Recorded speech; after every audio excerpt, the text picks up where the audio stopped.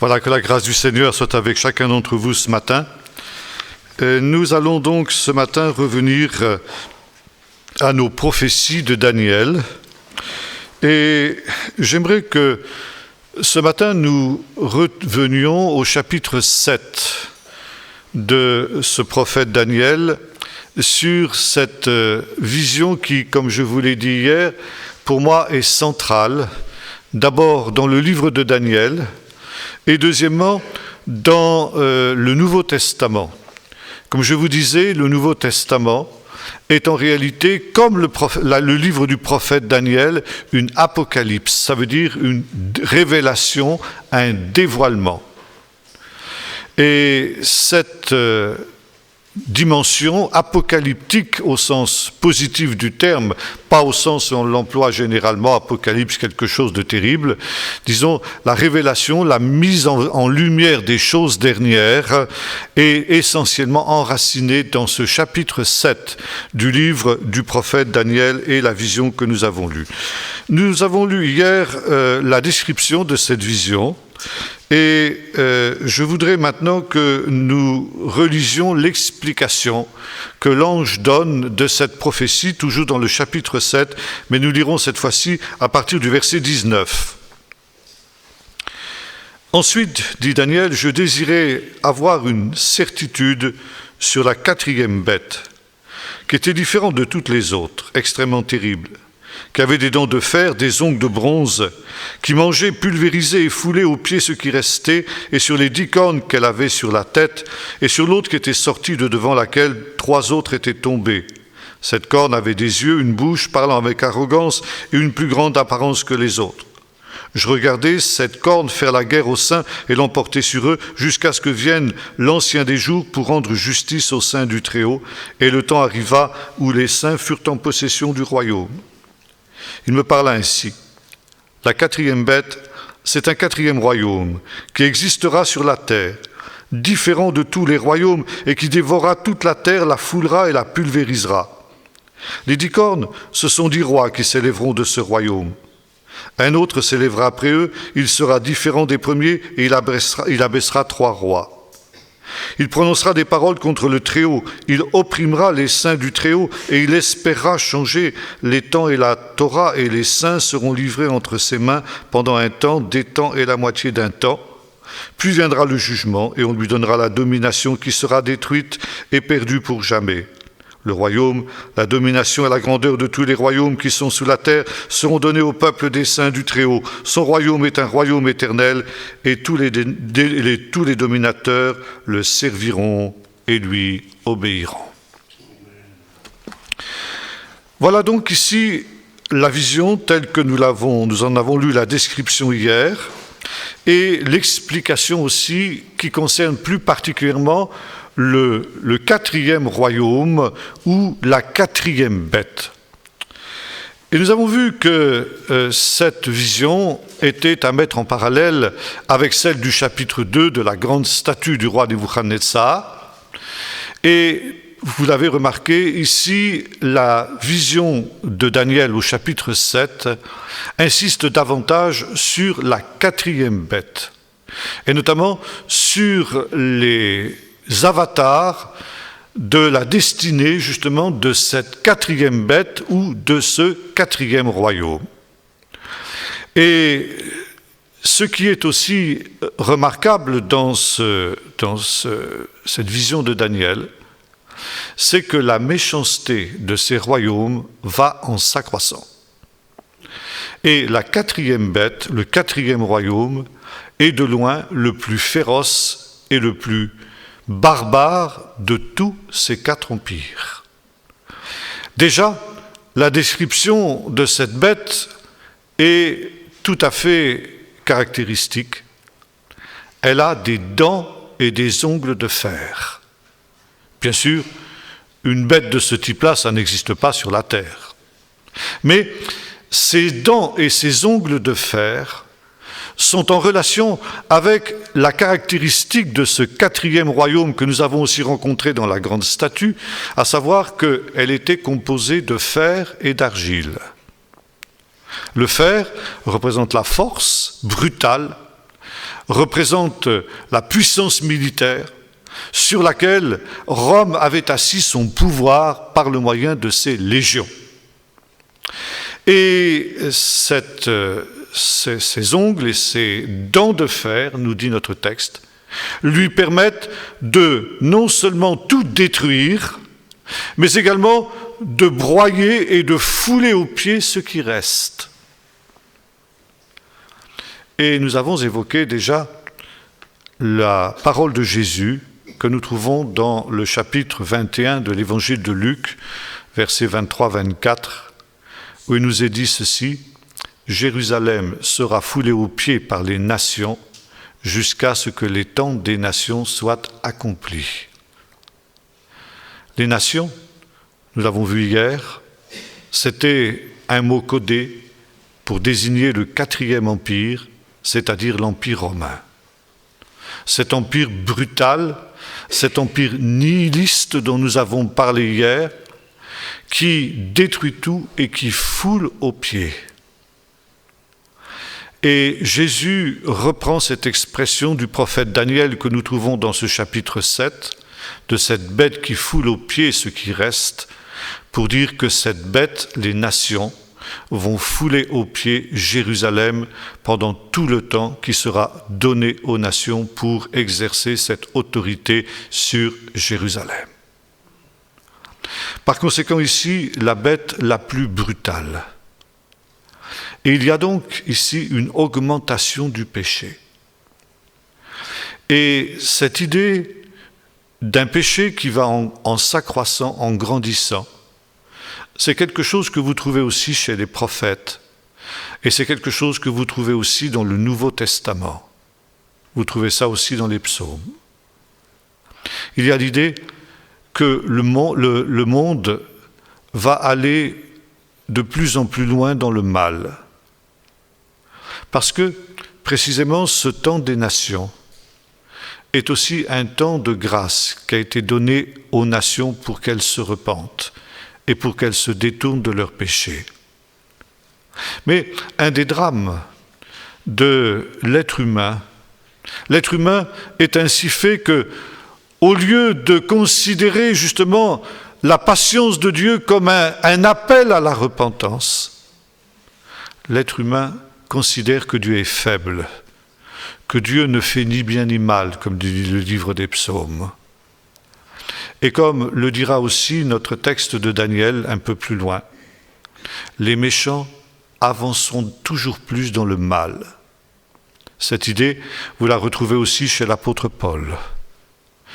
Et il met en garde Timothée par rapport au temps de la fin, en disant « Sache que dans les derniers temps, il y aura des jours difficiles. Car les méchants avanceront toujours plus dans le mal, égarés eux-mêmes et égarant les autres. » Et par conséquent, nous n'allons pas vers un âge d'or.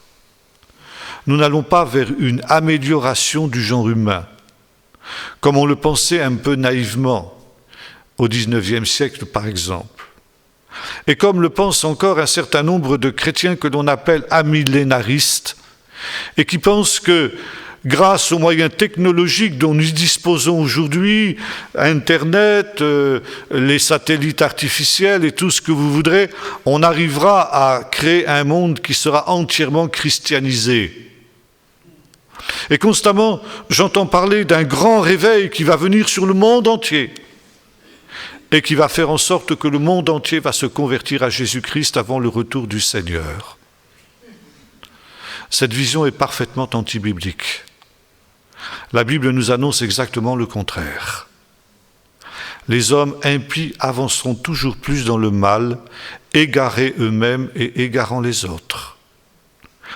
Et ce à quoi nous assistons depuis maintenant quelques dizaines d'années, c'est une déchristianisation de la planète tout entière.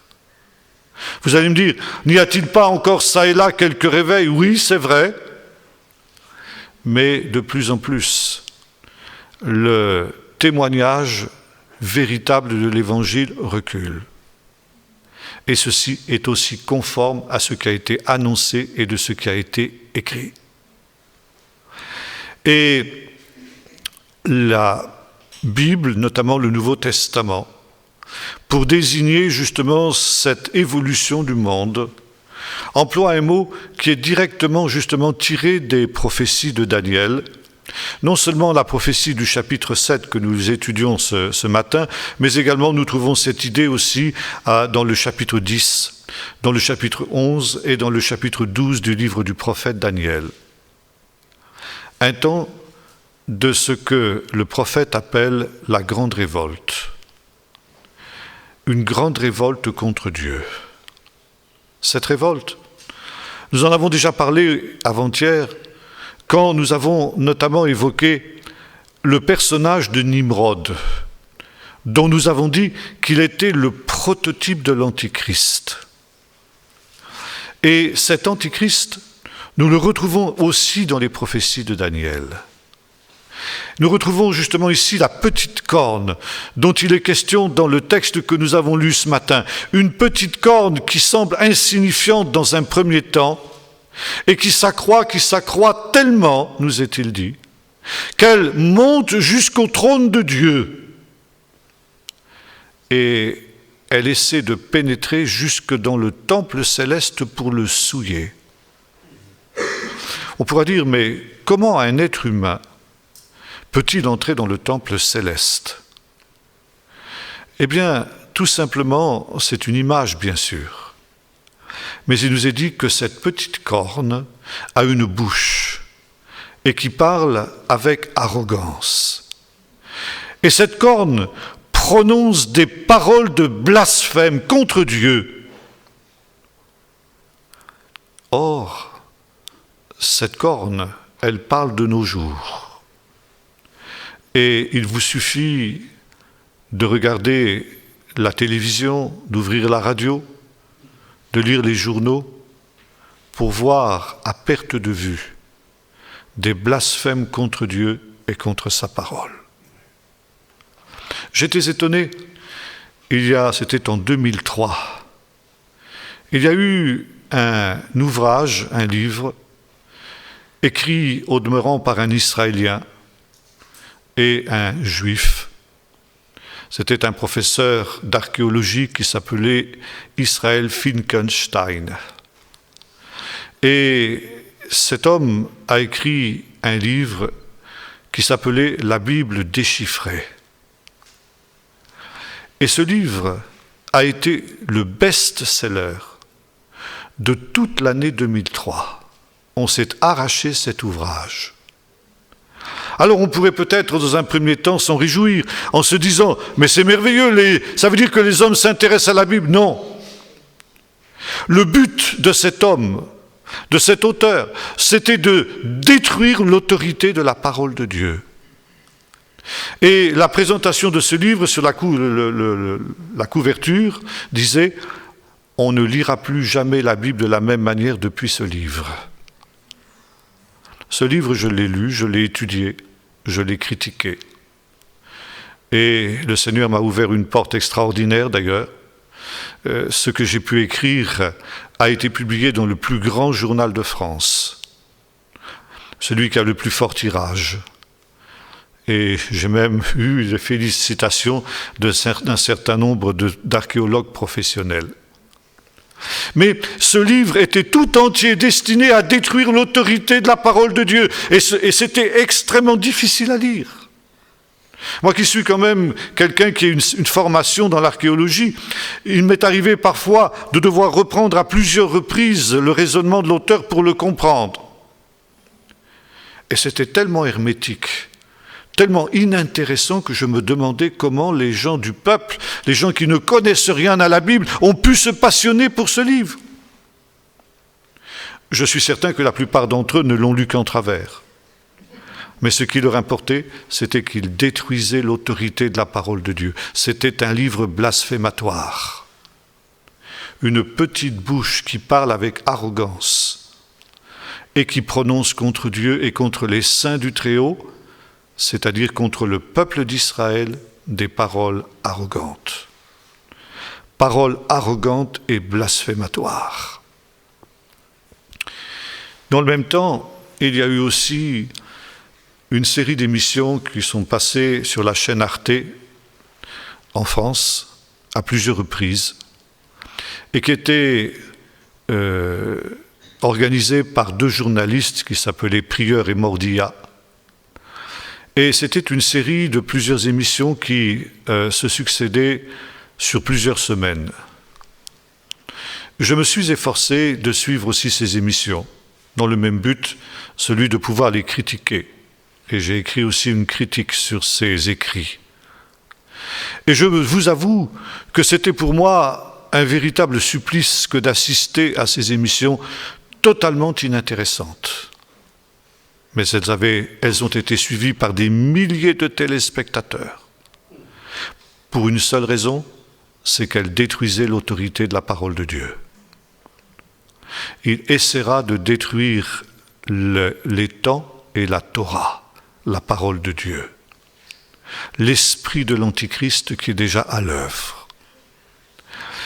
Dans le même temps est paru aussi ce qu'on a appelé l'évangile de Judas, un ouvrage aussi qui prétendait que cet évangile de Judas était le véritable évangile et que les autres évangiles, les 4 évangiles qui sont dans nos Bibles, étaient des faux. Voyez-vous, tout est fait dans notre société pour détruire l'autorité de la parole de Dieu. Il prononcera des paroles blasphématoires contre Dieu, mais aussi contre le peuple des saints du Très-Haut. Et le peuple des saints du Très-Haut, c'est le peuple d'Israël. Et aujourd'hui, nous assistons à une attaque sans précédent contre le peuple d'Israël. Le peuple d'Israël est calomnié. Le peuple d'Israël est démonisé. Le peuple d'Israël est diabolisé, comme l'avait fait Hitler dans les années 30, comme préalable à sa destruction.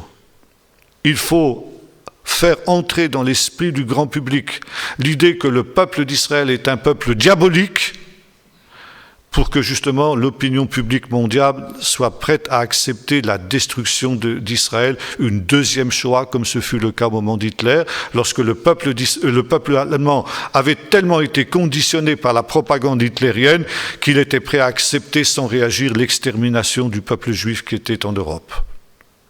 Nous retrouvons exactement le même phénomène. Il prononcera des paroles contre le peuple des saints du Très-Haut. Et voyez-vous, par ces blasphèmes, eh bien, c'est la gloire de Dieu, c'est l'honneur de Dieu qui est atteint. Et c'est comme si, justement, cette petite corne qui grandit et qui s'élève, comme l'avait fait Nimrod aussi, eh bien, va jusqu'à, par ses paroles mensongères, blasphématoires et calomniatrices, va jusqu'à souiller le sanctuaire céleste, parce que c'est la gloire de Dieu qui est atteinte. Et si Dieu est un Dieu patient, nous l'avons dit tout à l'heure, il y a des limites à la patience de Dieu. Les limites à la patience de Dieu, c'est justement le blasphème. Et aujourd'hui, comme le dira l'apôtre Paul, ces hommes impies, ces hommes méchants, qui contrôlent justement ces médias, ils savent ce qu'ils font. Et ils sont animés justement de cette haine contre Dieu. Et par conséquent, ils sont dans une situation où ils s'en prennent directement à Dieu lui-même. Et voilà, et c'est le thème justement de ce chapitre 7 du livre du prophète Daniel, vient un temps où Dieu ne peut plus supporter le péché des hommes. Le péché des hommes a atteint son comble. Le péché des hommes a atteint un point de non-retour, comme cela fut à l'époque de Noé, nous est-il dit. Il y a un moment où la colère de Dieu devient sans remède. Il y a un moment où le jugement de Dieu devient inévitable, quand les hommes ont comblé la mesure.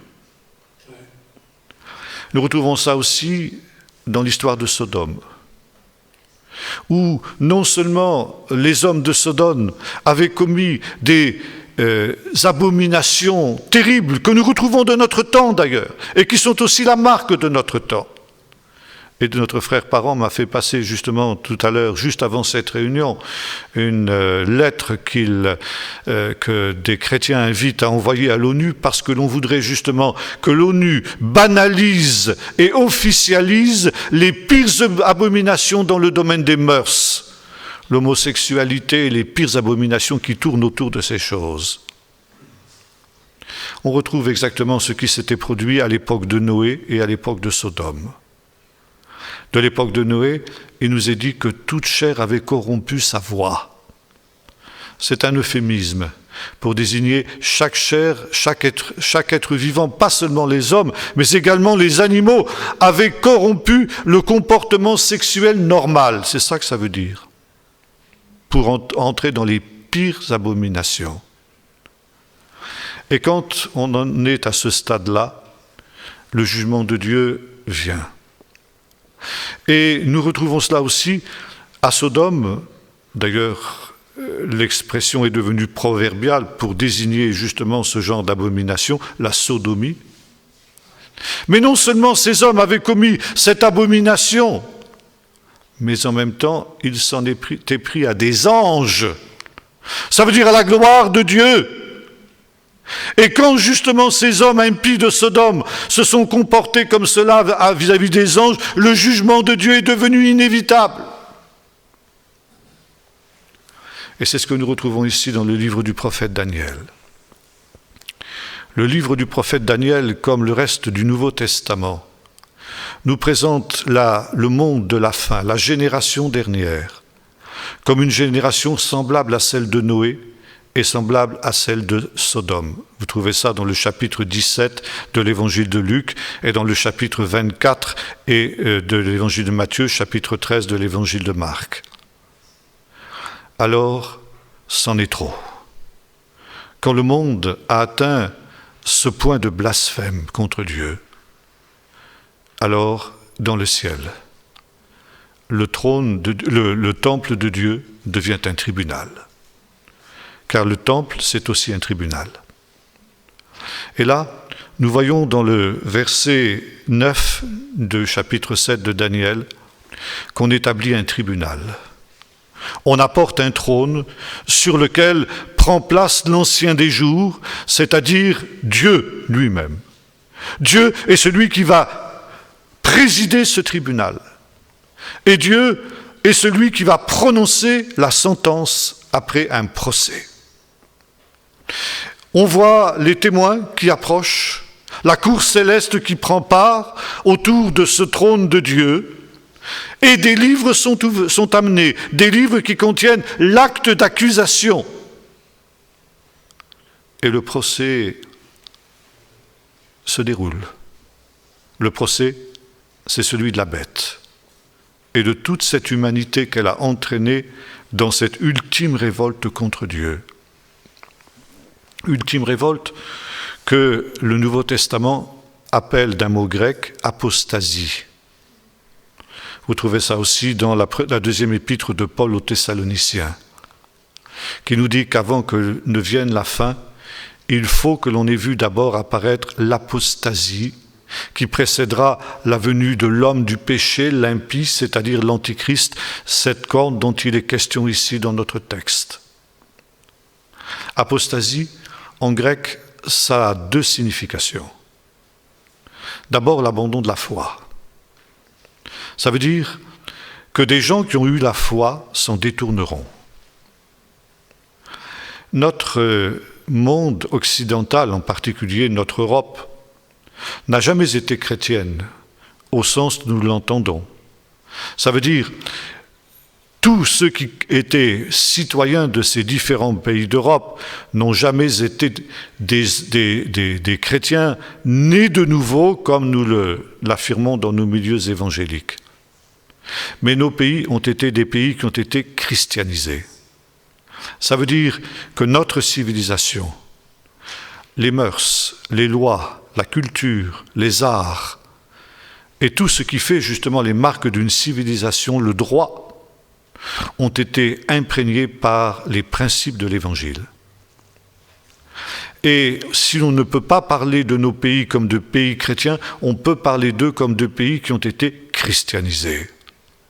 Ce n'est pas pour rien que vous, en Europe, en Suisse, par exemple, votre drapeau, c'est une croix sur un fond rouge. Vous savez bien sûr mieux que moi ce que cela représente. La croix du Christ sur le sang du Christ. Vous avez un hymne national que je chante beaucoup plus facilement que notre horrible chant national, la Marseillaise, ce chant guerrier, sanglant et barbare. Vous, c'est un cantique, c'est le cantique suisse. Ça montre que votre pays a été christianisé. Or, aujourd'hui, eh bien, ces pays qui ont été christianisés se détournent de l'Évangile. Nous vivons dans une civilisation que l'on appelle une civilisation post-chrétienne. Et comme je le disais ces jours derniers, on ne veut même plus évoquer les racines judéo-chrétiennes de l'Europe. À l'époque de la chrétienté, comme on disait à cette époque-là, tout le monde ne suivait pas les principes de l'Évangile, loin de là. Mais si dans cette civilisation, quelqu'un voulait suivre l'Évangile, les principes de l'Évangile, il avait l'approbation de tous. Parce qu'on disait au moins celui-là, il est conséquent avec ce que sont nos principes. Aujourd'hui, si vous vous efforcez de vivre l'Évangile, vous avez la condamnation de la majorité. Si vous rappelez justement ce que nous disions il y a un instant, par exemple sur les mœurs, en France, et je ne sais pas comment c'est en Suisse, mais en France, pour vous dire ce que je suis en train de vous dire, je pourrais être traduit devant les tribunaux, simplement pour rappeler ce que la parole de Dieu affirme depuis toujours. Ceci nous montre que nous sommes dans cette situation qui a été décrite par le prophète Daniel et reprise par le Nouveau Testament, l'apostasie, l'abandon de la foi. Cet abandon de la foi ne pouvait être le fait que de gens qui l'avaient eu. Pour abandonner la foi, il faut l'avoir eu. Et nous vivons ces temps. Apostasie signifie aussi une révolte contre Dieu. Et cet abandon de la foi n'est pas simplement quelque chose que l'on quitte comme l'on quitte un vieil habit sale ou usé, mais c'est en même temps une haine contre Dieu, qui fait que nous voyons justement une humanité tout entière qui se révolte contre Dieu. Voilà ce qu'est le message de l'Écriture pour les temps de la fin. Et ça, c'est basé sur cette vision du chapitre 7 de Daniel. Alors, il y a justement le tribunal céleste qui intervient. Et la bête qui corrompt toute la terre, la bête qui conduit cette humanité tout entière dans une révolte contre Dieu et dans un blasphème contre Dieu, est l'objet de ce procès, de ce jugement. Et la sentence est donnée. Elle est prononcée. C'est la mort. La bête est condamnée à mort. Une sentence de mort est prononcée contre elle. Et lorsque cette sentence de mort est prononcée, vient sur les nuées du ciel le Fils de l'homme dont nous avons parlé hier, le Messie. Et ce Messie va être chargé d'exécuter cette sentence de mort, de purger la terre de toute cette influence délétère et diabolique qui a été celle de la bête, afin d'y établir le royaume de Dieu. Et c'est aussi l'œuvre du Messie. Et là, nous trouvons une notion qui est essentielle dans le Nouveau Testament et dans les Évangiles. D'abord, il est question du jugement. Et ce chapitre 7 de Daniel a donné dans les Évangiles naissance à une notion qui est centrale, le thème du jugement dernier. Le thème du jugement dernier est un thème qui est celui aussi des paraboles de Jésus. Les paraboles de Jésus sont aussi des apocalypses, parce que les paraboles de Jésus sont tout entières centrées sur les choses dernières, les choses de la fin. et notamment sur ce grand jugement qui aura lieu et que déjà Jean-Baptiste annonçait, on en avait aussi parlé hier. Quand Jean-Baptiste parle de la venue du Messie, il dit ceci: il a son vanne à la main, il nettoiera son aire, il engrangera le blé dans les greniers, mais la paille, il la brûlera dans un feu qui ne s'éteindra pas. Et cette notion d'un feu qui ne s'éteint pas, vous la trouvez aussi justement dans ce chapitre 7 du livre du prophète Daniel au verset 10. Devant ce trône du jugement qui est dressé, coule un fleuve de feu, nous est-il dit. Un fleuve de feu. Et ce feu, c'est le feu du jugement. Le jugement de cette bête, le jugement de ce monde impie va se faire par le feu. Thème qui est aussi repris par l'apôtre Pierre quand il évoque justement, il fait le parallèle, et nous l'évoquions le premier soir à Orbe pour ceux qui étaient avec nous quand on a parlé de l'arche de Noé. Il dit, le monde ancien périt par un jugement qui s'est réalisé par l'eau du déluge. Mais ce monde de la fin qui sera semblable au monde de l'époque de Noé, il est réservé pour un jugement qui aura lieu par le feu, le fleuve de feu dont il est question ici, qui coulait devant le trône de Dieu et qui va se répandre dans le monde entier pour un jugement. Et il est très intéressant de noter que Jean-Baptiste reprenait justement ce thème du chapitre 7 du livre du prophète Daniel quand il annonçait la venue du Messie. Moi, disait-il, je vous baptise dans l'eau pour vous conduire à la repentance. Mais celui qui vient après moi, qui est plus puissant que moi, dont je ne suis pas digne de délier la courroie de ses souliers, lui, il vous baptisera dans le Saint-Esprit et dans le feu. Alors, bien sûr, dans notre vision charismatique, pentecôtiste, etc., nous considérons que cette parole est une prophétie de ce qui s'accomplira le jour de la Pentecôte, des langues de feu qui sont descendues sur les apôtres. Ce n'est pas faux. Mais quand Jean-Baptiste parlait du feu, baptisé dans l'esprit et dans le feu, eh bien le feu pour lui avait deux sens. Une bénédiction pour les justes, comme nous le considérons nous, quand nous lisons ces textes et que nous faisons l'assimilation avec le jour de la Pentecôte. Mais ce même feu, s'il sera bénédiction pour les justes, sera malédiction et jugement pour les impies, pour le méchant. Jésus disait, plus tard, il y a un baptême dont je dois être baptisé, et il y a un baptême dont je dois baptiser le monde. J'ai hâte qu'il ne soit accompli. C'était le thème du jugement dernier. Et ce thème, il est en relation justement avec la figure du Fils de l'homme. Le Fils de l'homme qui est l'exécuteur du jugement de Dieu, comme nous le voyons dans ce texte. Or, vous savez que l'expression Fils de l'homme était un terme que Jésus employait quand il parlait lui-même. Il parlait de ce terme à la troisième personne, le Fils de l'homme. Le Fils de l'homme, c'est une expression qui n'a pas été comprise par la plupart des théologiens chrétiens, qui n'étaient pas juifs et qui ne connaissaient pas justement le sens exact de cette expression. Et les pères de l'Église en particulier ont fait une différence entre Jésus, quand il y a eu les grandes controverses théologiques jusqu'au 5e siècle après Jésus-Christ, les grandes controverses christologiques pour savoir qui était Jésus. Les pères de l'Église sont arrivés à des conclusions auxquelles nous souscrivons des deux mains, bien sûr.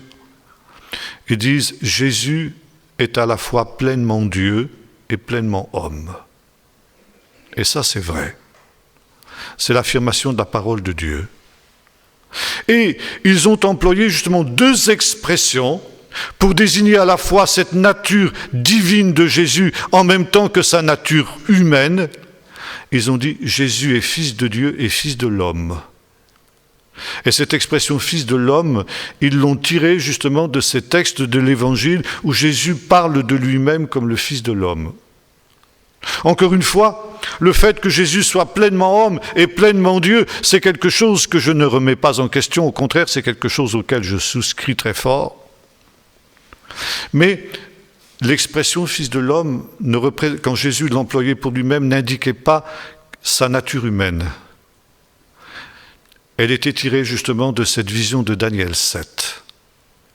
Fils de l'homme, dans la tradition juive, et on voit ça dans tous les textes qui datent de l'époque de Jésus, signifie le Messie dans sa fonction de juge des derniers jours. Sa fonction justement de juge eschatologique. Et Jésus, quand il emploie l'expression « fils de l'homme », l'emploie d'abord dans ce sens-là.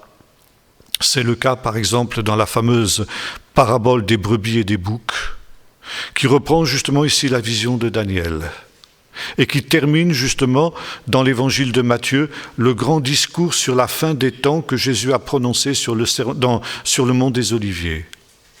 Et la conclusion justement de ce grand discours sur la fin des temps, c'est ceci: lorsque le Fils de l'homme viendra dans la gloire avec tous ses anges, toutes les nations seront rassemblées devant lui pour un jugement. Il séparera les uns comme un berger sépare les brebis et les boucs. Il mettra les justes à sa droite, les brebis à sa droite, et les injustes, les boucs à sa gauche. Et il prononcera la sentence. Venez bénis de mon Père, prenez possession du royaume, on va en parler dans un instant. Et vous, allez dans le feu éternel qui a été préparé pour le diable et pour ses anges. Allez dans ce fleuve de feu qui coule devant le trône de Dieu et qu'on voit ici dans le livre de Daniel. Et cette fameuse parabole de la brebis et des brebis et des boucs dans le chapitre 25 de l'évangile de Matthieu est directement inspirée justement de ce chapitre 7 du livre du prophète Daniel. Jésus a aussi évoqué cette venue du Fils de l'homme au dernier jour comme l'époux dans la parabole des vierges sages et des vierges folles. Bref, de nombreuses paraboles parlent du Fils de l'homme comme ce juge des derniers jours. Et puis, Jésus employait l'expression « Fils de l'homme » dans un autre sens, lorsqu'il parle de ses souffrances, de sa mort et de sa résurrection. Et il dira, par exemple, nous avons évoqué ce texte, « Nous montons à Jérusalem et le Fils de l'homme va être livré entre les mains des pécheurs. » Dans l'évangile de Jean, lorsque vient justement le grand tournant du ministère de Jésus qui est au chapitre 12 de l'évangile de Jean, il dit ceci: « L'heure est venue où le Fils de l'homme va être glorifié. » Parce qu'effectivement, comme le dira le chapitre 25 de Matthieu, quand le Fils de l'homme viendra avec tous ses anges, dans toute sa gloire, il vient sur les nuées du ciel, manifestant sa gloire. Et voyez-vous, vous allez me dire, mais alors comment se fait-il que Jésus évoque aussi l'expression « Fils de l'homme » quand il parle de ses souffrances? Parce que pour l'apôtre Jean, dans son évangile, la croix, c'est un trône. L'heure est venue où le Fils de l'homme va être glorifié. L'heure est venue où le Fils de l'homme va être élevé sur la croix. Et ça, c'est un grand paradoxe, parce que la croix, c'est tout le contraire de la gloire. Non seulement la croix était le mode d'exécution le plus douloureux qui ait été jamais inventé par l'homme. Les condamnés pouvaient agoniser pendant des heures, voire des jours, dans d'atroces souffrances. Mais c'était aussi, pour les Romains, le moyen d'humilier leurs ennemis. Être condamné au supplice de la croix, c'était le supplice le plus infamant auquel puisse être condamné un homme. C'est la raison pour laquelle, par exemple, les citoyens romains ne pouvaient pas être crucifiés. Paul, contrairement à Pierre, n'a pas été crucifié, il a été décapité parce qu'il était citoyen romain. La croix était le supplice des esclaves, des pires criminels et des pires brigands. Et c'était une honte que d'être crucifié. Et pour un juif, c'était pire encore. C'était le signe d'une malédiction de Dieu, car la croix était considérée comme une pendaison, et il est écrit « Quiconque est pendu au bois est maudit de Dieu » dans le livre du Deutéronome. Et voilà, nous sommes ici au cœur du paradoxe de l'Évangile. Bien loin d'être une humiliation, ça l'est aussi. Et Paul le rappelle dans le chapitre 2 de l'Épître aux Philippiens. Il nous est dit que le Messie Jésus est devenu obéissant jusqu'à la mort de la croix. Non seulement jusqu'à la mort, mais même jusqu'à la mort de la croix. Et à cause de cette humiliation qu'il a consentie, Dieu l'a souverainement élevé. Et nous retrouvons la vision du Fils de l'homme. Et il lui a donné le nom qui est au-dessus de tout nom, afin qu'au nom de Jésus, tout genou fléchisse. Et si Jésus est ce Fils de l'homme, glorieux qui vient sur les nuées du ciel, devant lequel tout genou va fléchir, dans le ciel, sur la terre et dans l'enfer même, c'est parce que justement, il a été humilié jusqu'à la mort et jusqu'à la mort de la croix. Et c'est pourquoi, justement, quand Jésus parle de cette humiliation qui va être la raison même de son humiliation, de son élévation, qui va être la raison même de sa royauté. Et Jean est celui qui nous présente la croix de Jésus comme un trône sur lequel Jésus règne en tant que Fils de l'homme. C'est parce que, justement, il a accepté la croix. Et Jésus emploie l'expression Fils de l'homme dans deux sens. Quand il parle de cette humiliation qui va être la condition même de sa glorification, et lorsqu'il parle de son retour en gloire. Dernier point, et j'en aurai terminé. Bon, peut-être aussi on pourrait parler, j'en parlerai après. Parlons d'abord ici du royaume. Les saints du Très-Haut recevront le royaume. Son royaume est un royaume éternel qui ne passera jamais. Et vous savez que le Fils de l'homme, dans les évangiles, est en relation avec le royaume.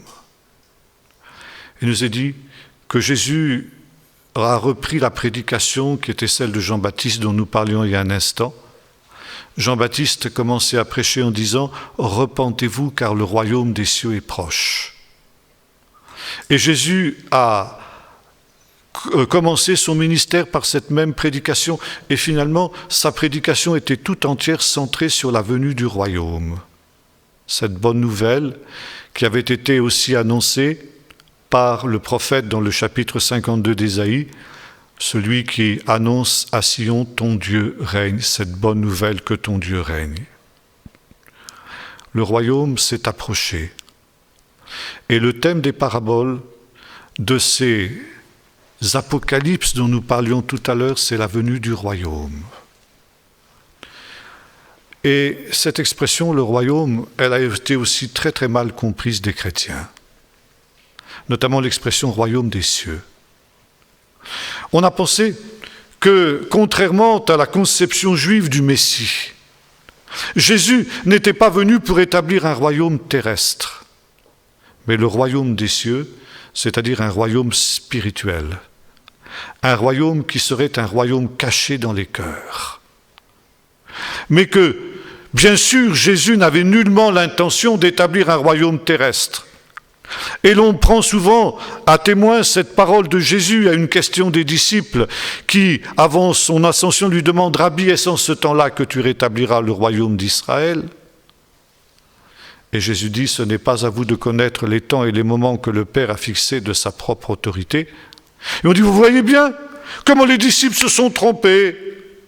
Ils pensaient que Jésus allait rétablir le royaume d'Israël, un royaume terrestre. Mais non, bien sûr. Jésus était venu pour établir un royaume spirituel. En fait, quand nous reprenons ce texte, ce n'est pas du tout ce qui est dit. La question n'est pas de savoir si Jésus va rétablir ou pas le royaume d'Israël, mais quand, si vous relisez le contexte. Et Jésus reprend les disciples sur un point, parce que les disciples s'imaginaient que la venue du royaume d'Israël, c'était pour demain. J'ai dit non, il faut d'abord que l'évangile soit prêché dans le monde entier. Mais Jésus confirme que quand l'Évangile aura été prêché dans le monde entier, effectivement, il établira le royaume d'Israël. Les saints, les peuples du Saint du Très-Haut recevront le royaume. Le peuple des saints du Très-Haut, c'est le peuple d'Israël. Vous allez me dire, mais le peuple d'Israël est-il un peuple de saints? Non, pas dans le sens où nous l'entendons. Là aussi, notre vocabulaire religieux nous joue des tours. Dire saint en hébreu, ça n'est pas dire une perfection morale, comme nous le comprenons dans notre français, dans notre langue française. Saint, ça veut dire séparé, mis à part. Le peuple des saints du Très-Haut, c'est le peuple que Dieu a mis à part, le peuple choisi, le peuple élu. Alors, ceux qui le composent, et le prophète Daniel le rappelle aussi, ne sont pas tous des gens qui sont saints au sens moral du terme, mais ils sont saints parce qu'ils appartiennent au peuple mis à part, au peuple séparé. Et voyez-vous, il nous est dit, de l'explication qui est donnée du Fils de l'homme, par le prophète Daniel, par l'ange qui parle au prophète Daniel, est celui-ci. Non seulement le Fils de l'homme est le roi qui vient, le roi Messie, le roi de ce royaume qui va être institué, mais il est le roi du peuple des saints. Et le Fils de l'homme, c'est aussi le peuple des saints. Il y a une identification entre le peuple d'Israël et son Messie. Et le peuple des saints du Très-Haut recevra le royaume. Rabbi, est-ce en ce temps-là que tu rétabliras le royaume d'Israël? Et c'est parce qu'ils connaissaient ce texte de Daniel que les disciples s'attendaient avec juste raison qu'au temps de la fin, le Fils de l'homme, le Messie, rétablisse le royaume d'Israël. Le peuple des saints du Très-Haut recevra le royaume. Et cette domination sera une domination universelle. Et voyez-vous, quand Jésus prêche le royaume de Dieu, les paraboles, ce qu'on appelle les paraboles du royaume, le royaume des cieux est semblable à... C'est quoi? C'est ce royaume qui sera établi par le Messie au dernier jour, par le Fils de l'homme, quand il viendra dans sa gloire, et qui sera centré autour de la nation d'Israël. La nation d'Israël qui se sera tournée vers Jésus. La nation d'Israël qui aura cru tout entière en son Messie, et par laquelle le Seigneur établira son règne sur la terre entière. C'est aussi ce que l'ange avait dit à Marie, sa mère, quand il lui avait dit « Il sera grand devant l'Éternel, ce fils qui va naître de toi, et le Seigneur Dieu lui donnera le trône de David son père. Il régnera sur la maison d'Israël à perpétuité. » Dites-moi, quand est-ce que Jésus a jamais régné sur la maison d'Israël? Alors il faut que ça s'accomplisse encore un jour. Et ce jour, justement, il est celui qui a été annoncé par le prophète Daniel. Les saints du Très-Haut recevront le royaume, ce 5e empire. Cet empire où le loup habitera avec l'agneau. Cet empire où il ne se fera plus ni tort ni dommage sur la montagne sainte. Cet empire où les nations viendront à Jérusalem du monde entier après avoir brisé leurs armes de guerre et avoir forgé des armes de paix, des instruments de paix à partir de ces armes de guerre.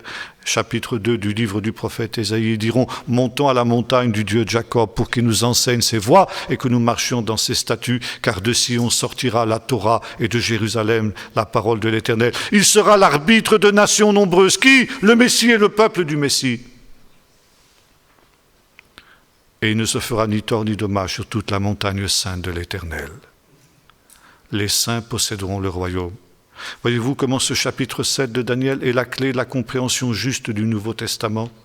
Et vous voyez combien justement pour avoir négligé la compréhension de ce texte, les théologiens chrétiens n'ont pas compris certains passages des évangiles.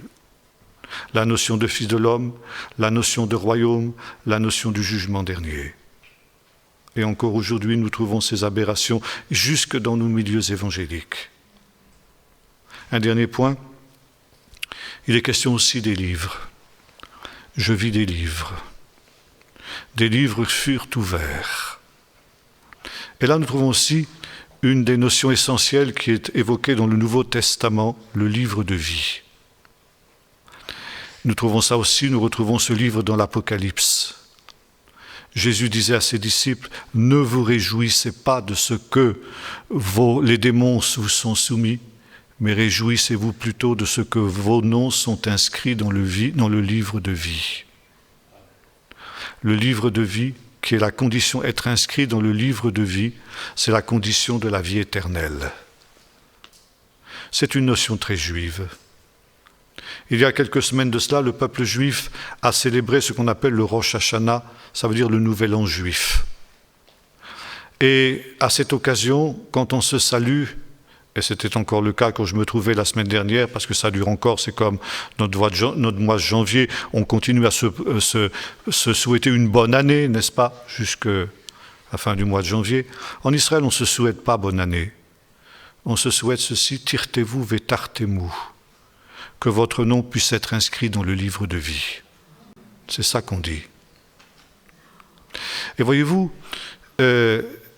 Jésus parlait aussi de son royaume, et avec le royaume, la vie éternelle. L'expression la vie éternelle qu'on trouve souvent dans le Nouveau Testament est directement en relation avec le royaume, parce que ce royaume est un royaume éternel. Et par conséquent, ceux qui auront part au royaume éternel posséderont aussi la vie éternelle et leur nom sera inscrit dans le livre de vie. Alors je m'arrête là pour ce matin parce que mon temps passe. Nous reprendrons cet après-midi, Dieu voulant, la fin du livre du prophète Daniel. À partir du chapitre 9, nous ferons un rapide survol de ce que le prophète annonce justement pour les temps de la fin, et j'aurai l'occasion de vous parler de l'islam cet après-midi. Mais je voudrais conclure ici en disant, voyez-vous ici, combien il est essentiel pour nous de comprendre les prophéties de Daniel pour comprendre le Nouveau Testament et pour comprendre en particulier les évangiles.